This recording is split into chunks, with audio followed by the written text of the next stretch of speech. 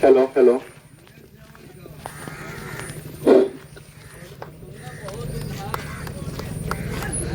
आज हम लोग फरनान मनेर विधानसभा यात्रा के माध्यम से 84 गांव पहुंचे हुए हैं और 84 गांव के बाजार पे उपस्थित हैं। ये यात्रा पूरे मनेर विधानसभा में चलेगी और इस यात्रा के माध्यम से हम लोगों को जागरूक भी करेंगे, बताएंगे कैसे हमारे क्षेत्र के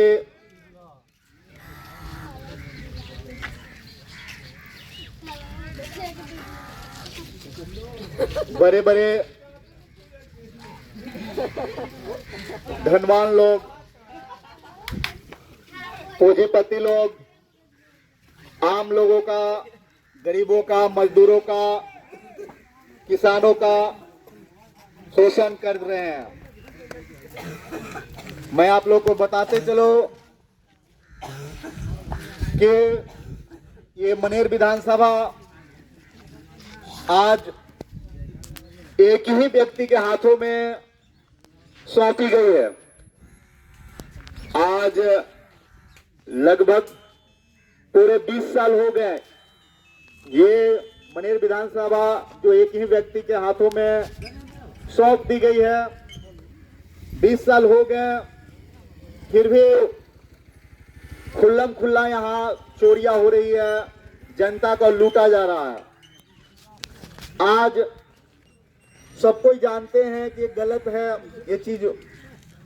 एग्जाम्पल के तौर पे ले लीजिए, छोटी सी जो सब कोई जानता है, राशन के ही ले लेते हैं हम लोग। 5 किलो अलाउ है पूरे सभी व्यक्ति को मिलने का, मगर 4 केजी मिलता है। आप लोग अच्छी तरह से जान रहे हैं ना। 5 किलो आखिर क्यों नहीं मिल रहा है? ये 1 किलो का हर एक व्यक्ति का राशन कहाँ जा रहा है आपको पता है? वो कहाँ जा रहा है राशन? तो वो राशन हमारे विधायक जी के पॉकेट में जा रहा है ना। वो राशन हमारे विधायक जी के पॉकेट में जा रहा है और आप पता कीजिए, आज वो अरबों खरबों के मालिक हैं। आपको याद होगा जब उन्होंने चुनाव लड़ना शुरू किया था तो 1-1 रुपया देकर के जनता उन्हें सत्ता सौंपी थी। इस दिन के लिए नहीं सौंपी थी कि आप अलग अलग राज्यों में अपना अपना फैक्ट्रियां खोलिए, अपना पूंजी बनाइए, जनता का पैसा लूट करके, जनता का राशन लूट करके। आज हम लोग ब्लॉक में जाते हैं, हर स्तर पे इतनी कमीशन है, इतना एक काम के लिए कमीशन लिया जाता है ना। वो कमीशन का पैसा कहाँ जाता है? 50% शेयर विधायक का होता है उसमें। अगर विधायक चाह दे तो एक कमीशन नहीं मिलेगी। अगर एक विधायक चाह दे तो एक पब्लिक को 1 रुपया घूस देने की जरूरत नहीं है। आप थाना में जाते हैं, थाना में जाने के बाद अब सोच लीजिए कि आप निर्दोष भी हैं, तो अगर आपका नाम किसी विभाग में डाल दिया गया तो आपका नाम हटाने के लिए लाखों रुपए ले जाते हैं। आपको पता होना चाहिए। तो थाना से एक मोटी कमीशन मिलती है,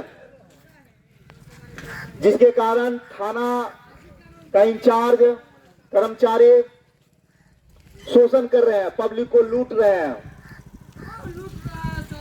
अगर आप आज मेरे साथ हैं, अगर आपका नाम पे कोई व्यक्ति घर पे आपका छोटी मोटी विवाद होती है, अगर नाम कोई दे देता है तो नाम को कटाने के लिए आपको मोटी रकम देनी पड़ेगी। आप उसमें दोषी नहीं है, फिर भी कोई भी केस होता है तो उसमें सुपरविजन होती है कि सत्यापित कीजिए वो व्यक्ति था कि नहीं इस घटना में। तो बगैर सत्यापित के ही मान लिया जाता है कि आपने दोषी हैं, आपने गुनाह किया है, और उसकी एवज में मोटी रकम ली जाती है। हर एक काम में छोटी मोटी काम भी हो तो रकम की डिमांड की जाती है। ब्लॉक से लेके थानों तक, पंचायत से लेके हर जगह करप्शन ही करप्शन है। मैं एक छोटी सी घटना का जिक्र कर रहा हूं जो आप लोग परिचित होंगे। आजाद नगर में घटे 10 से 11 साल बच्ची के साथ बलात्कार होता है और हत्या कर दी जाती है। 26 तारीख को शाम में बच्चियों गुम होती है। छोड़ दो। Hello hello hello hello hello hello hello hello 26 तारीख को शाम में बच्ची गुम होती है। जलावन लाने के लिए बगीचे में जाती है और घर नहीं लौट के आती है। पूरा शाम पूरी रात खोजबीन होती है, कहीं पता नहीं चलता। उसके बच्ची का मां पहले 2-4 साल पहले गुजर गई। पिताजी बाहर कमाने गए थे उसकी खुशी के लिए, उसके जीवन के लिए, मगर वो वहां पे जब उसको कंप्लेन लिखाने के लिए जाती है उसकी दादी और फुआ, तो थाना से भगा दिया जाता है। थाना से भगा दिया जाता है और बोला जाता है कि हम कंप्लेन नहीं लिखेंगे और 24 घंटा होने दीजिए। 24 घंटा बीत चुकी है फिर भी और कही जाती है 24 घंटा होने दीजिए। अगला ही दिन उस बच्ची की 27 तारीख को लाश मिलती है पेड़ से टंगी हुई।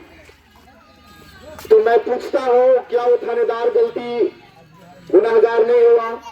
शायद वो 27 तारीख को 26 की घटना होती है, 27 का कंप्लेन नहीं लेता है थाना प्रभारी।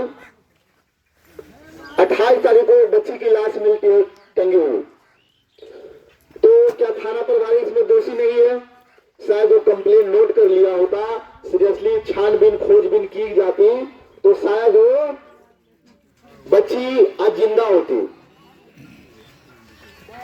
मगर वो जिंदा नहीं है। इसमें थाना प्रभारी भी दोषी है।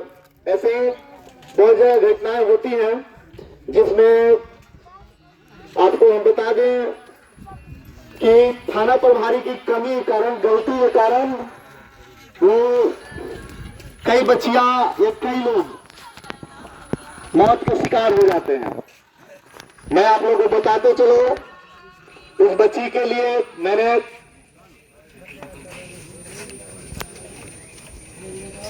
विरोध मार्च निकाला 3 बजे से 29 तारीख को, 29 को। उसके न्याय दिलाने के लिए पूरा मंडवा से लेके मनेर थाना तक आक्रोश मार्च निकाली गई। उसको न्याय दिलाने के लिए शाम में मैंने कैंडल मार्च निकाला ताकि उसको न्याय मिले और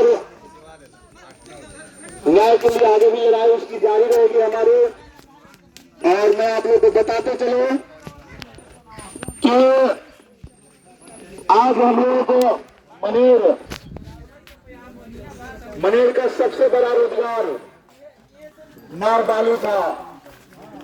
मनेर का सबसे बड़ा रोजगार नाव बालू था।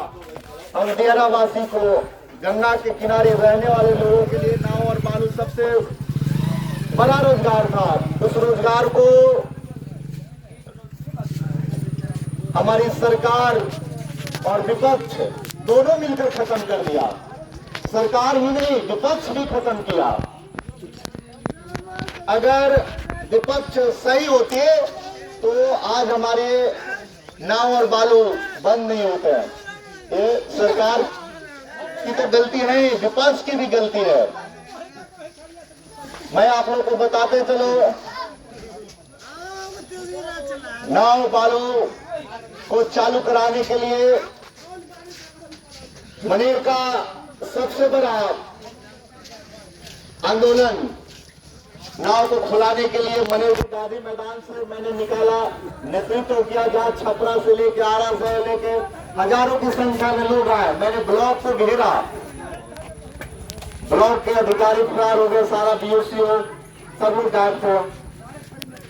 मगर आंदोलन इतनी बड़ी थी कि डीएम तक को तुरंत खबर गई और आदेश हुआ ब्लॉक अधिकारियों को आने के लिए, और हम लोग को ज्ञापन दिया गया, आश्वासन दिया गया कि हम लोग चालू करेंगे।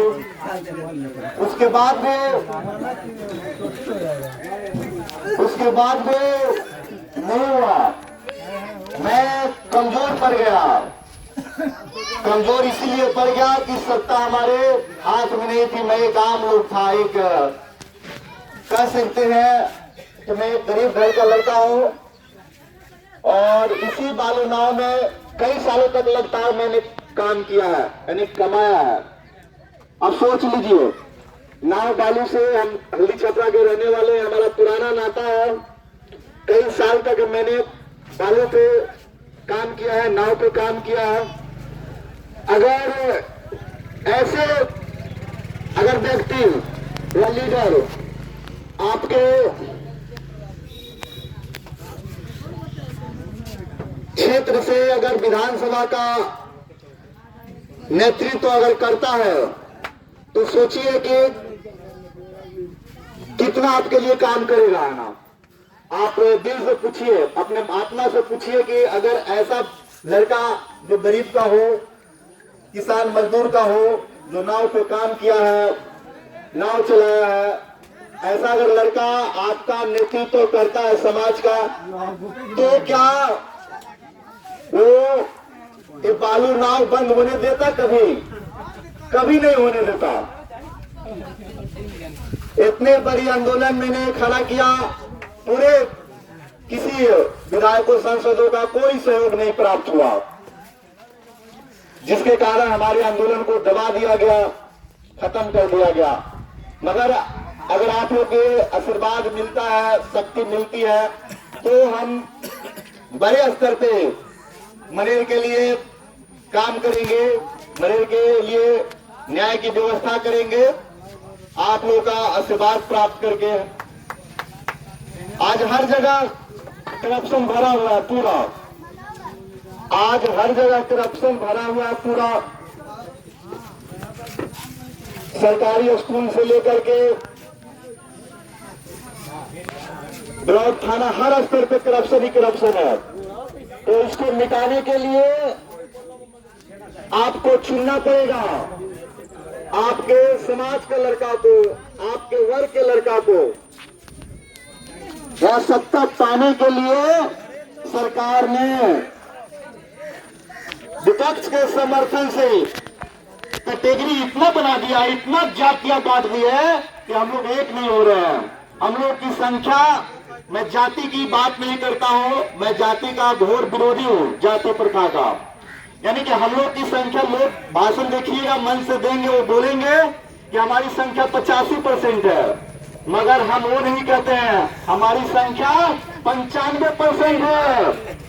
और 95% में कौन है? कामगार, श्रमिक, मजदूर, किसान। हमारी संख्या कितनी है? 95%। मैं जाति की बात नहीं कर रहा हूँ, मैं उस वर्ग की बात कर रहा हूँ जो संघर्ष करते हैं, कमाते हैं, दुकान चलाते हैं, गुंडी चलाते हैं, रोड पे ठेला लगाते हैं, नाव पे बालू लाते हैं, बेंचा चलाते हैं। वैसे वर्गों की संख्या, कामगारों की, फैक्ट्रियों में काम करने वाली पूरी आंकड़ा निकालिए, उसकी संख्या कितनी है? 95%। मात्र 5% अमीर लोग हैं जो पूरा गरीबों का 95% लोगों का खून चूसने का काम कर रहे हैं। मात्र 5%। वो 5% लोग कौन है? वो रसूख लोग हैं, अमीर लोग हैं। अमीर लोग हर जाति से हैं। अमीर लोग ऐसा नहीं है कि एक विशेष जाति से, अमीर लोग हर जाति से हैं। वो उनके साथ वो बैठते हैं, उठते हैं और ऐसा प्लान करते हैं सरकार विपक्ष मिलकर योजना बनाते हैं जिससे गरीबों को लूटा जाता है। तो मैं उनकी लड़ाई लड़ने के लिए आया हूं 95% लोगों की। मैं आपको फिर से अवगत कराता हूं कि मैं जाति प्रथा का घोर विरोधी हूं। मैं 95% लोगों का बात कर रहा हूं। आज तक किसी के मुंह से ये नहीं सुने होंगे कि गरीबों मजदूरों की संख्या जो है 95% है। जो 85% की बात करते हैं, जाति की बात करते हैं, उस समाज को बांटने का काम करते हैं, उस समाज को तोड़ने का काम करते हैं और अपना वो हित के लिए एक दूसरे को लड़ाते रहते हैं। मगर हम लोग 95% गरीब लोग, मजदूर लोग, कामगार लोग, श्रमिक लोग अगर इकट्ठा हो जाए तो 5% लूटने वाले सरकार में बैठे या विपक्ष में बैठे तो हम लोग चलने नहीं देंगे। हम लोग की इतनी संख्या है, क्योंकि हम लोग की संख्या कितनी है? 95%। आज से याद रखिएगा, गरीबों की, मजदूरों की, कामगारों की, ठेला चलाने वाले लोगों की, पैसा चलाने वाले लोगों की, फैक्ट्रियों में काम करने वाले लोगों की, सबकी एक आंकड़ा निकलेगी तो उसकी संख्या कितनी है? 95% है। और जो हेलीकॉप्टर से चलते हैं, एसी में बैठ के काम करते हैं, गरीबों का चूसने का काम करते हैं, उनकी संख्या मात्र 5% है। और उनसे हम लोग डर जाते हैं। तो ये डर हम लोग को निकालना होगा और आपके वर्ग, आपके समाज का बेटा जो निर्दलीय प्रत्याशी के रूप में आ रहा है आपके मनेर विधानसभा से, उसको आप लोग आशीर्वाद देने का काम करें ताकि आपकी आवाज बनके, क्योंकि वो हर दर्द दुख झेला है, इसलिए कोई भी योजना बनाएगा तो आपका जरूर ख्याल रखेगा। इसलिए आप लोग जरूर इस बात को याद रखें, तब जाके हमारे समाज बदलेगा, हमारा वर्ग बदलेगा। इन्हीं चंद शब्दों के साथ मैं अपनी वाणी को विराम देता हूं। जय हिंद, जय भारत।